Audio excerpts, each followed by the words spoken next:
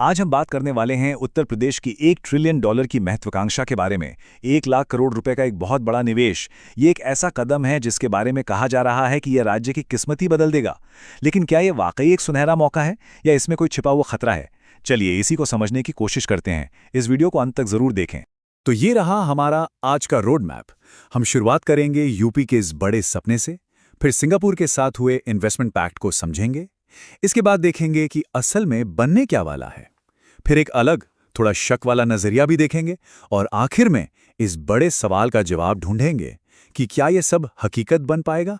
चलिए तो फिर सीधे मुद्दे पे आते हैं। सबसे पहले बात करते हैं उत्तर प्रदेश के इस बहुत बड़े सपने की, और ये जो इन्वेस्टमेंट आ रहा है ये कितना बड़ा है।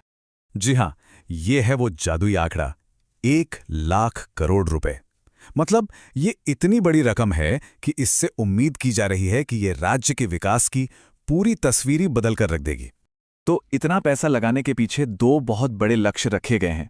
पहला, उत्तर प्रदेश को $1 ट्रिलियन की इकोनॉमी बनाना, और दूसरा, जो कि बहुत जरूरी है, युवाओं के लिए 1 करोड़ नई जॉब्स क्रिएट करना।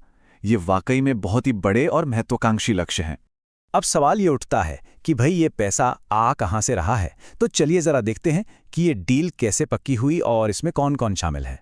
तो देखें, इसकी शुरुआत हुई जब उत्तर प्रदेश के मुख्यमंत्री सिंगापुर दौरे पर गए।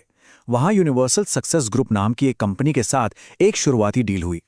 इस डील से 6,650 करोड़ रुपए का निवेश पक्का हुआ है।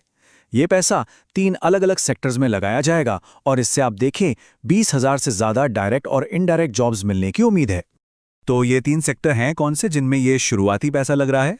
चलिए अब एक एक करके इन 3 बड़े इंफ्रास्ट्रक्चर और टेक्नोलॉजी प्रोजेक्ट्स को देखते हैं।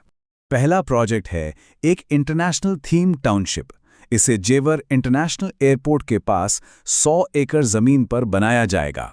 इसमें करीब 3,500 करोड़ रुपए लगेंगे और उम्मीद है कि इससे लगभग 12,000 जॉब्स पैदा होंगी और इसका काम 2027 में शुरू हो सकता है। इसके बाद दूसरा प्रोजेक्ट है एक लॉजिस्टिक्स पार्क। ये कानपुर लखनऊ हाईवे पर 50 एकड़ में बनेगा। 650 करोड़ रुपए के इस इन्वेस्टमेंट से राज्य की सप्लाई चेन और वेयर हाउसिंग को बहुत बड़ा बूस्ट मिलेगा और करीब 7,500 लोगों को रोजगार भी।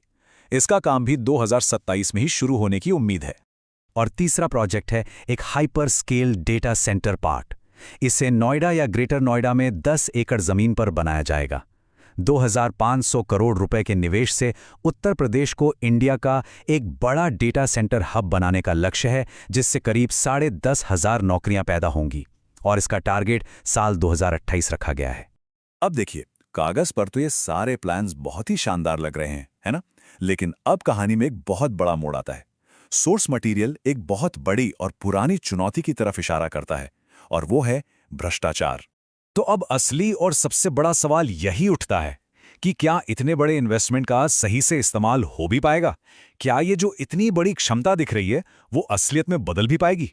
सोर्स का ये एक कोट इस पूरे शक को साफ साफ बयान करता है। अगर इस पैसे का 50% भी सही तरीके से, बिना किसी घपलेबाजी या भ्रष्टाचार के यूपी में लग जाए, तो भी यूपी की दिशा और दशा दोनों बदल जाएगी। मतलब ये एक बहुत ही पावरफुल बयान है जिसमें उम्मीद भी है और एक गहरी चिंता भी। तो असल मुद्दा यहाँ पर यह है कि प्रशासन के अलग अलग लेवल पर जो भ्रष्टाचार बहुत गहराई तक फैला हुआ है, वो इन सभी प्रोजेक्ट्स के लिए एक बहुत बड़ा रिस्क है। डर इस बात का है कि पैसा सही जगह तक पहुंचेगा ही नहीं और ये सारे प्लान्स सिर्फ कागजों पर ही रह जाएंगे। अब इस डर को और अच्छे से समझने के लिए सोर्स कुछ पुरानी सरकारी योजनाओं और उनके नतीजों को देखता है। इससे ये समझने में मदद मिलती है कि आखिर ये चिंताएं आ कहां से रही हैं। ये स्लाइड देखिए, यहां एक सीधी तुलना है। एक तरफ वादा था बेहतर एयर कनेक्टिविटी का, लेकिन सोर्स का दावा है कि एक आरटीआई से पता चला कि 7 में से 6 नए एयरपोर्ट्स तो फंक्शनल ही नहीं है। इसी तरह वादा था स्किल डेवलपमेंट प्रोग्राम्स का, लेकिन आरोप लगते हैं कि फर्जी सेंटर बनाए गए और फंड्स की हेराफेरी हुई।